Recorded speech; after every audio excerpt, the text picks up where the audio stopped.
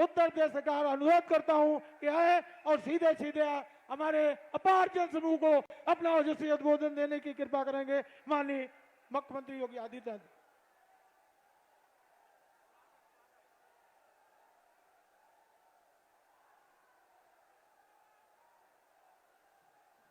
Bharatiya Janata party के प्रत्याशी आदरणीय मुकेश राजपूत जी और जिले के सचिव जिला अध्यक्ष के द्वारा माननीय मुख्यमंत्री जी का स्वागत किया जा रहा है। अब मैं माननीय मुख्य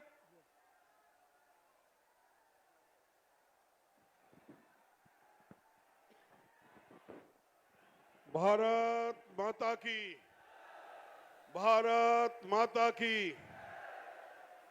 उत्तर प्रदेश के यशस्वी मुख्यमंत्री प्रातः स्मरणीय योगी आदित्यनाथ महाराज जी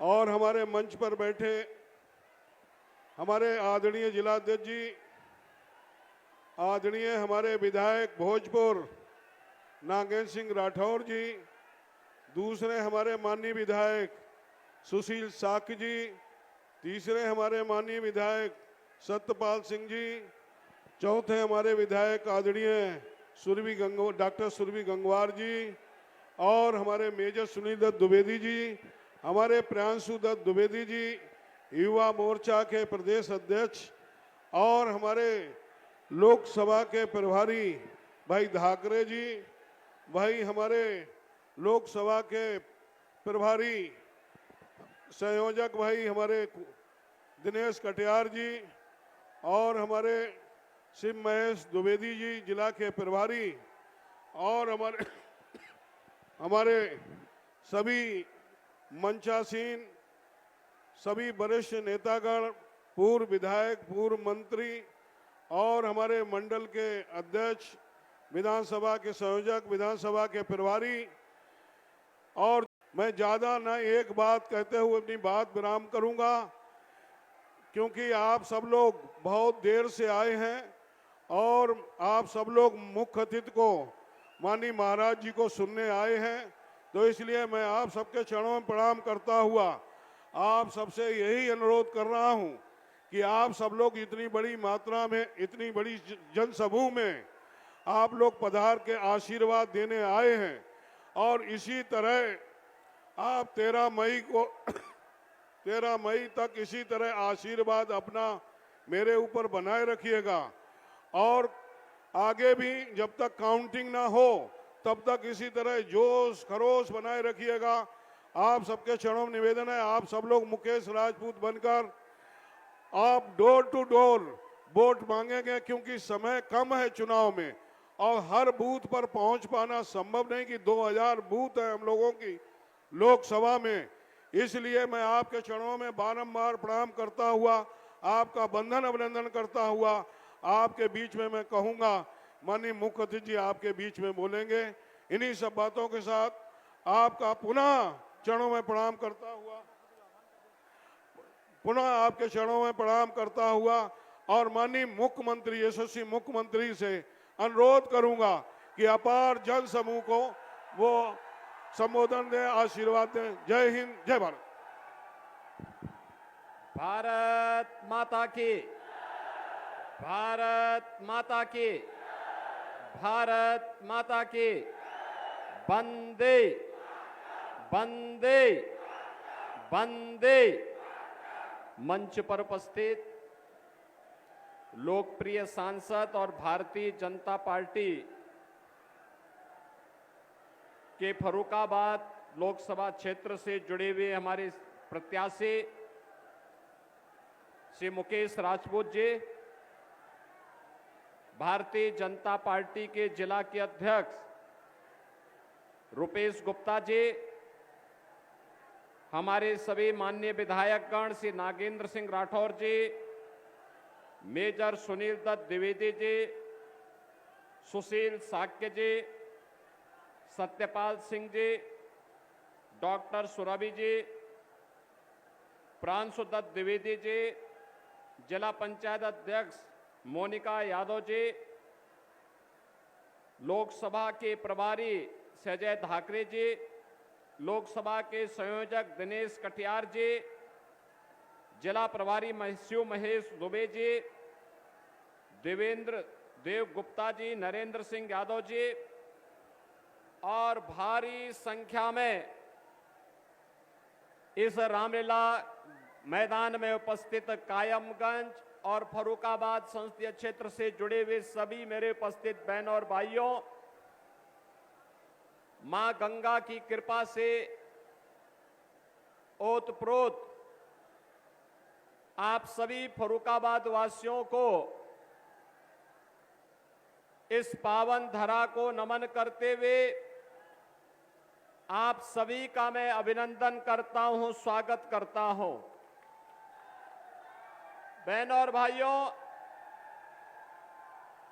2022 में भी मैं यहीं पे आया था और तब मैंने कहा था ना आपको कि अयोध्या में रामलला का भव्य मंदिर भी बनेगा और बड़े बड़े माफिया और अपराधियों का राम नाम सत्य है भी होगा।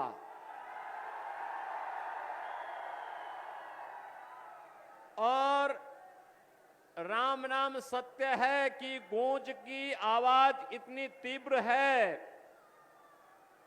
कि अब अच्छे अच्छे लोगों को भी, जिन लोगों को जब अवसर मिला था तो गरीबों के हकों पर तो डकैती डाली ही, दिव्यांग जनों को भी उन्होंने नहीं छोड़ा और उनको अब जिहाद की बात आने लग गई है। बहनों और भाइयों,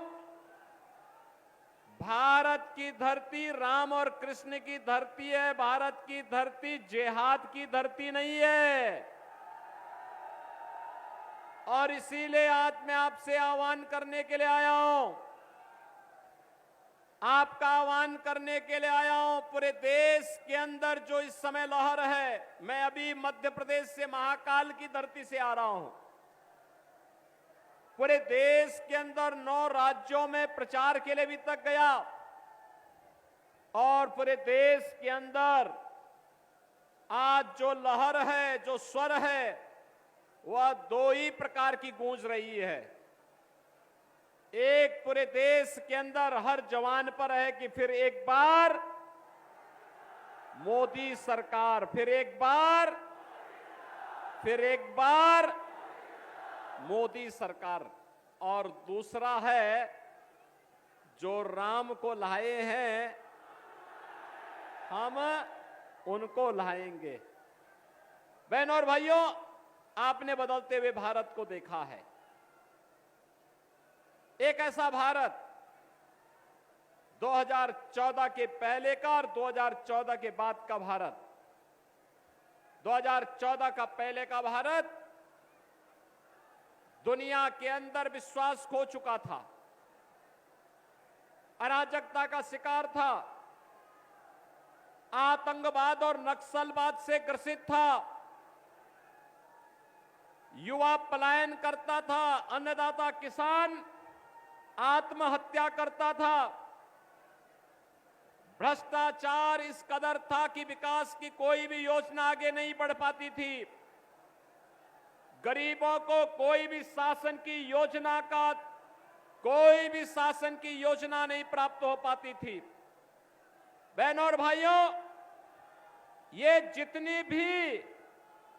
जितनी भी प्रकार की अराजकता थी, ये वे लोग करते थे जिन लोगों को भारत के लोकतंत्र पर विश्वास नहीं था, जिन लोगों को देश के लोकतंत्र पर विश्वास था, वे मजबूती के साथ एक भारत श्रेष्ठ भारत के इस कार्यक्रम के साथ जुड़ करके भारत को मजबूत बनाने के लिए आगे बढ़ते थे।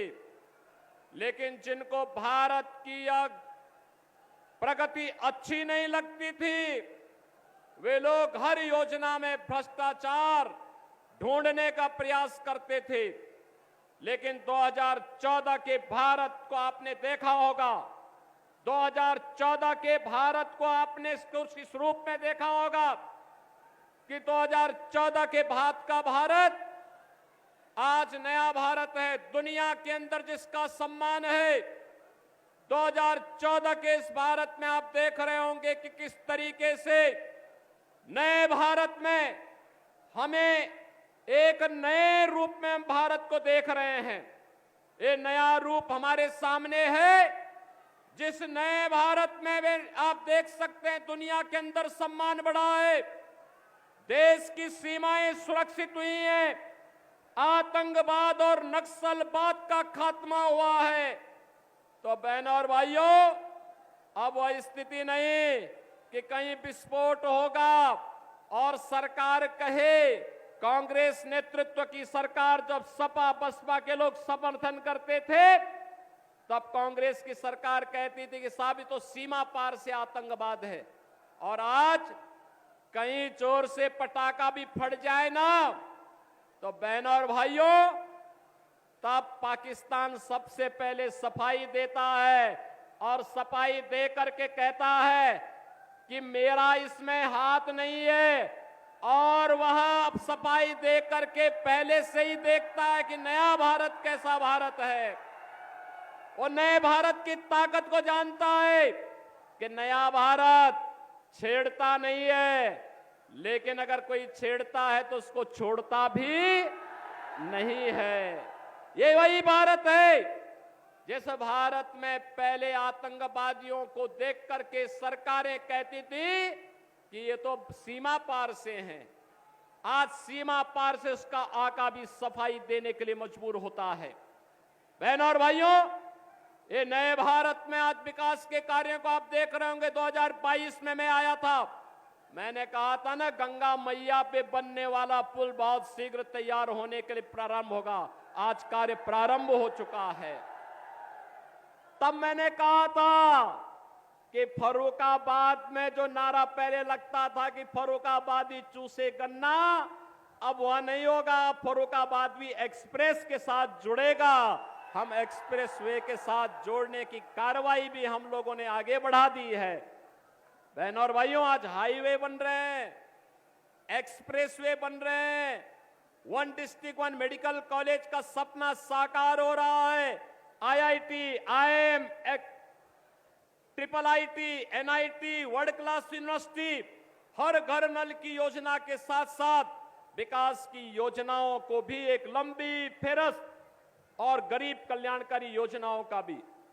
देश के अंदर 80 करोड़ लोग राशन की सुविधा का फ्री में लाभ प्राप्त कर रहे हैं। याद करिए, 80 करोड़ लोग भारत में राशन प्राप्त कर रहे हैं और पाकिस्तान में 23 से 24 करोड़ लोग भूखों मर रहे हैं। आप अनुमान करिए, जो लोग जिहाद की बात कर रहे हैं, इनको शर्म आनी चाहिए कि इनके आकाओं ने पहले देश का बंटवारा किया था और आज जिहाद की बात करके देश के लोकतंत्र को ये लोग कलंकित करना चाहते हैं। इनको बताया जाना चाहिए कि जिहाद में अगर इतना ही प्यार है तो भूखों मरने के लिए भिखमंगे पाकिस्तान के पास जाइए, जो आज 2 जून रोटी के लिए तड़प रहा है। बहनों और भाइयों, देश के अंदर 60 करोड़ लोगों को 5 लाख रुपए की स्वास्थ्य बीमा का कवर मिल रहा है। और अगर कोई गरीब बीमार होता, हमारा विधायक, सांसद, कोई पदाधिकारी, पूर्व विधायक या कोई कार्यकर्ता या पीड़ित स्वयं भी मुझे पत्र लिखता है कि हम बीमार हैं, पैसा नहीं खर्च कर पा रहे हैं, पैसा नहीं है, आयुष्मान कार्ड भी नहीं बन पाया है, तो बहनों और भाइयों, उस व्यक्ति के लिए हम वहीं से जनधन अकाउंट में, जो मोदी जी ने जनधन अकाउंट खोला है, उसी में लखनऊ से सीधा पैसा भेजते हैं। कहते हैं अपना उपचार कराइए, आराम से उपचार कराइए, जितना पैसा लगेगा सरकार देगी। बहनों और भाइयों, प्रधानमंत्री मोदी जी ने 50 करोड़ लोगों के जनधन अकाउंट खोल दिए। देश के अंदर 12 करोड़ अन्नदाता किसानों को किसान सम्मान निधि का लाभ प्राप्त हो रहा है। 12 करोड़ गरीब घरों में शौचालय बन गए हैं। 10 करोड़ माताओं को उज्ज्वला योजना का कनेक्शन मिल गया है। और बहनों और भाइयों, यही नहीं, 4 करोड़ लोगों को मकान और मोदी जी ने कहा है बाकी जो लोग बचेंगे उनको भी हम आवास की सुविधा का लाभ अगले 5 वर्ष में दे देंगे। ये विकास की जो योजनाएं चल रही है, गरीब कल्याणकारी योजनाएं चल रही हैं, सुरक्षा और सम्मान का जो बेहतर माहौल बना है, बहनों और भाइयों, इन सब को जोड़ते हुए एक तरफ मोदी जी के नेतृत्व की भारतीय जनता पार्टी का गठबंधन है और दूसरी तरफ एससी, एसटी और ओबीसी के आरक्षण पर सेध लगाने वाली कांग्रेस, समाजवादी पार्टी और बहुजन समाजवादी पार्टियां हैं। बहनों और भाइयों, मैं आपसे पूछना चाहता हूं, क्या अयोध्या में राम मंदिर का निर्माण एक कांग्रेस, सपा, बसपा के लोग करा पाते क्या? राम मंदिर का निर्माण होने पे आप खुश हैं क्या? कितने लोग अयोध्या गए हैं? अरे ये तो पूरा ही कायमगंज गया है। बाकी जो लोग बच जाएंगे, मैं यहां के विधायकों से और मुकेश राजपूत से भी कहूंगा कि लोकसभा चुनाव के बाद बाकी लोगों को अयोध्या का दर्शन करा के लेके आ जाएं। आज आपको अयोध्या नई अयोध्या दिखती होगी। त्रेता युग फिर से स्मरण हो आता है। बहनों और भाइयों, ये मोदी जी के मार्गदर्शन और नेतृत्व में हुआ। ये कांग्रेस और सपा के लोग तो कहते थे, क्या कहते थे? कहते थे कि राम तो है ही नहीं, परिंदा भी पर नहीं मार सकता। और आज लाखों लोग अयोध्या में दर्शन कर रहे हैं। देखा ना आपने? कर रहे हैं ना? ये है नया भारत। बहनों और भाइयों, आपकी आस्था का भी सम्मान है। कर्फ्यू मुक्त और दंगा मुक्त वातावरण है। बेटी और व्यापारी को भी सुरक्षा है।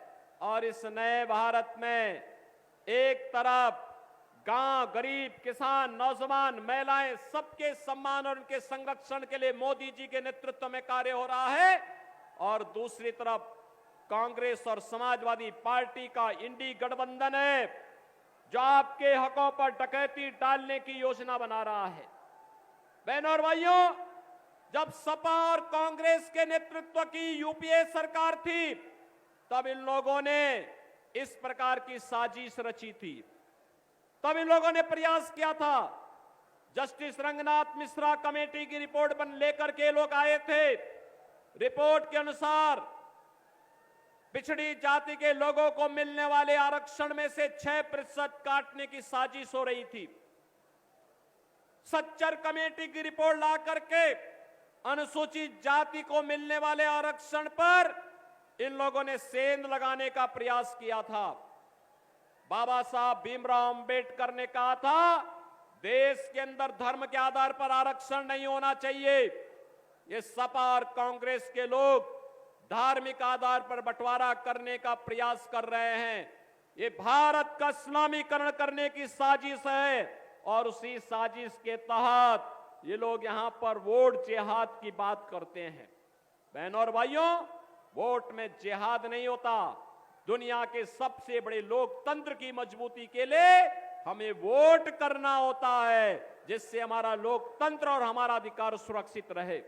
और हम उसी अधिकार के लिए आपके पास आए हैं, आपसे कहने के लिए यह अधिकार आपका है, और आपको अपने अधिकार का सदुपयोग करके विकास के लिए, सुरक्षा के लिए, सम्मान के लिए और लोक आस्था को आगे बढ़ाने के लिए एक ऐसी सरकार चुननी चाहिए जो सरकार न केवल आपकी आने वाली पीढ़ी के भविष्य को भी उज्जवल कर सके।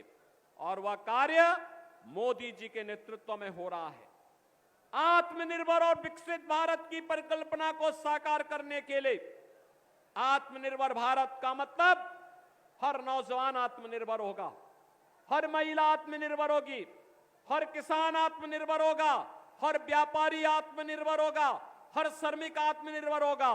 और इन सभी तबके का आत्मनिर्भर होने का मतलब विकसित भारत, हर नौजवान के हाथ को कार्य, हर महिला का स्वावलंबन, हर व्यापारी के व्यापार को वैश्विक मान्यता मिलना, हर श्रमिक के कार्य को सम्मान मिलना, हर अन्नदाता किसान को अभिनंदन होना।